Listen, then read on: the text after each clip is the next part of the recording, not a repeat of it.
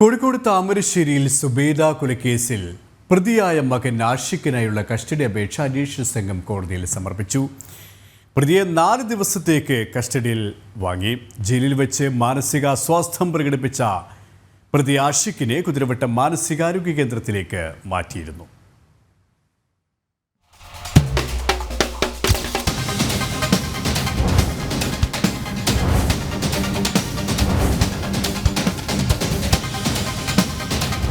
സുബൈദയെ വെട്ടിക്കൊലപ്പെടുത്തിയ കേസിലെ പ്രതി ആഷിഖിനായുള്ള കസ്റ്റഡി അപേക്ഷ അന്വേഷണ സംഘം കോടതിയിൽ സമർപ്പിച്ചു. 4 ദിവസത്തേക്കാണ് കസ്റ്റഡി ആവശ്യപ്പെട്ടത്. അതേസമയം ജയിലിൽ വെച്ച് അക്രമാസക്തനായ പ്രതിയെ കുതിരവട്ടം മാനസികാരോഗ്യ കേന്ദ്രത്തിലേക്ക് മാറ്റിയിരുന്നു. കൊലപാതകത്തിന് ശേഷം പരസ്പര വിരുദ്ധമായ കാര്യങ്ങളാണ് പ്രതി പറഞ്ഞുകൊണ്ടിരുന്നത്. പ്രതി ലഹരിക്കടിമയാണെന്നും ലഹരി ഉപയോഗം മൂലം മാനസിക നില തെറ്റിയിട്ടുണ്ടെന്നുമാണ് അന്വേഷണ സംഘം പറയുന്നത്.